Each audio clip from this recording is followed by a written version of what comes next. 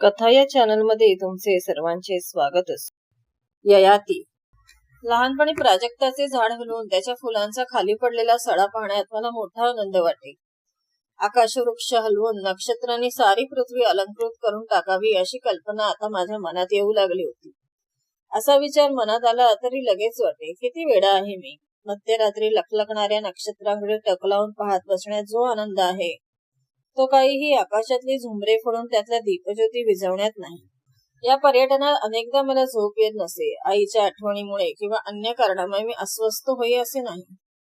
कसल्या तरी अनामिक हुरहुरीने माझी निद्रा नाहीशी होई. शरीर श्रांत झालेले असे. पण रथाचा चपळ घोडा आपल्या अमंद सोबत्याकडे दुर्लक्ष करून चौकूर धावू लागतो ना, तसे माझे मन थकलेल्या शरीराची पर्वा न करता स्वैर भ्रमण करी. जन्म, मृत्यू, प्रीती, धर्म, ईश्वर असल्या गहन प्रश्नांच्या चक्रव्यूहात शिरे.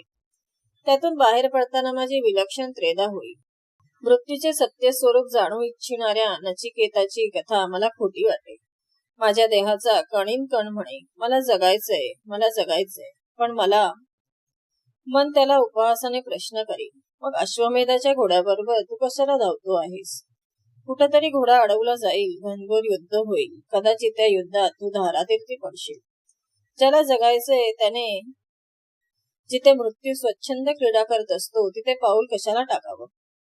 हा कलह काही केला मला मिटवता येत नसे. मग पुष्पशय्या सुद्धा मला टोचू लागे. मी बाहेर येई, नक्षत्रांकडे पाही, गुदगुल्या करत पळणाऱ्या वाऱ्याशी गोष्टी करी. शेजारच्या आंबराईतील झाडे मध्येच काहीतरी कुजबुजत, मी ते ऐकत बसे. जवळच्या जलाशयातून चक्रवाक आणि चक्रवाकी यांचे क्रंदन ऐकू येई. ते हृदयंगम करून संगीत माझ्या मनाला मोहून टाकी. मध्येच एखादी चांदणी आकाशातून निखळून पडे. पेटलेल्या लाकडातून उडणाऱ्या ठिणगीसारखी ती दिसे. हळूहळू माझ्या भोवती शांतीचे साम्राज्य पसरे. माझ्या निवासस्थानापाशी एवढा मोठा सैनिकांचा तळ पडलेला असे. पण मध्यरात्र उलटून 2 घटका झाले की घोड्याचे खिंकाळणे सुद्धा ऐकू येत नसे. वृक्षावरल्या पाखरांची किलबिल केव्हा शांत झालेली असे. आता त्यांची झोपेतील चुळबुळही बंद होई. जीवमात्राची ही शांती पाहून नकळत माझ्या तोंडून प्रार्थना मंत्र निघत. अगदी मंद सुरात मी ते म्हणे. शेवटी हात जोडून मी आकाशाकडे आणि सभोवती पसरलेल्या धरित्रीकडे प्रसन्न दृष्टीने पाहत असे आणि तृप्त मनाने म्हणे, ओम शांती शांती शांती. मग निद्रा आपले तलम रेशमी वस्त्र हळूच माझ्या अंगावर पसरी आणि अंगाई गीत म्हणू लागे.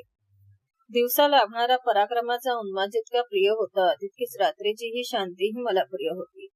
या दोन्हींचा मेळ कसा घालायचा हे मात्र काही केल्या मला समजत नसे. अश्वमेधाच्या घोड्यामागून मी जात होतो.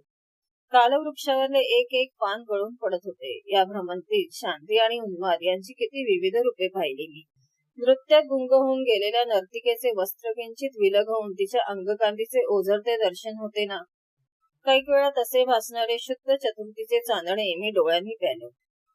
एकदा केर अरण्यात आमचा तळ पडला होता. काळोख दाटत चालला होता. जिकडे तिकडे किरकिरणारे रातकिडे आणि गुरगुरणारी श्वापदे.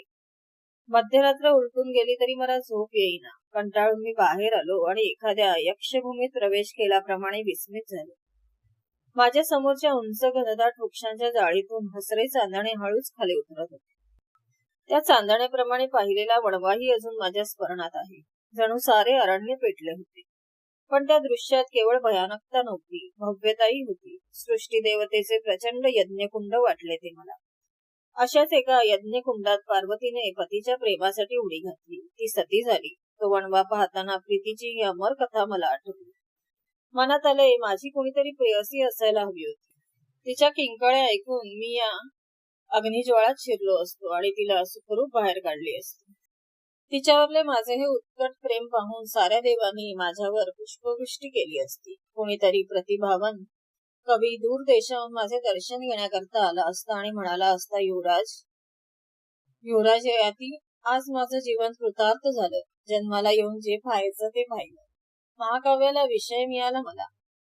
शांती आणि उन्माद यांचे या भ्रमणात किती रूपांनी मला दर्शन झाले म्हणून सांगू. धरित्रीच्या अंगावर उभ्या राहिलेल्या रोमांचासारखे भासणारी हिरवळ आणि कुष्ठदंडाने आकाश सावरण्याकरता गर्वाने उभे असलेले देवदार वृक्ष.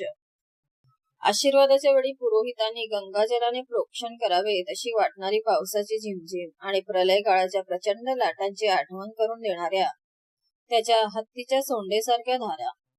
करंगळीवर पळभर बसले तर जणू काही चिमुकली रत्नजळीत अंगठीच घातली आहे असा पाहणाराला भास होणारे उत्पन्न करणारे सुंदर चिमणे फुलपाखरू आणि घोड्यासकट सैनिकाला गिळून टाकून झाडाला विळखा घालत त्याचा सुराडा करणारा भयंकर अजगर. देवालयाची उत्तुंग गोपुरे आणि गणिकांची मनोहर मंदिरे, 3-3 पुरुष उंचीचे वीरांचे पुतळे आणि डोंगराच्या अंतरंगात कोरलेल्या रमणींच्या मोहक आकृती. अशीच एक रतीची मूर्ती पाहायला मी गेलो होतो. बरोबरचे सारे सैनिक बाहेर उभे होते. मूर्ती मोठी सुंदर होती. शंकराने मदनाला जाळून टाकल्यानंतर शोक करत असलेली रती होती ती. मी तिच्याकडे कितीतरी वेळ टक लावून पाहत उभा होतो. तिचा पदर ढळला होता. मोकळे केस पाठीवर उडत होते. ती एक निर्जीव मूर्ती आहे हळूहळू मी विसरून गेलो. आपण काय करत आहोत हे कळण्याच्या आधीच मी पुढे झालो आणि त्या सुंदर मूर्तीच्या मुखाचे मोठ्या आवेगाने चुंबन घेतले. थंडगार दगडाच्या स्पर्शाने मी शुद्धीवर आलो नसतो तर त्या मूर्तीची लक्ष चुंबने घेऊनही माझी तृप्ती झाली नसती. दगडाच्या स्पर्शाने मी दचकलो, दूर झालो. माझ्या मनात आले, आपल्या हातून पाप घडले तर नाही ना.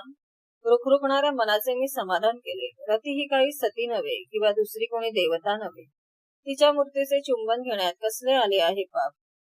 व्हिडिओ आवडल्यास चॅनलला लाईक, सबस्क्राईब, शेअर करा आणि नोटिफिकेशनची बेल दाबा.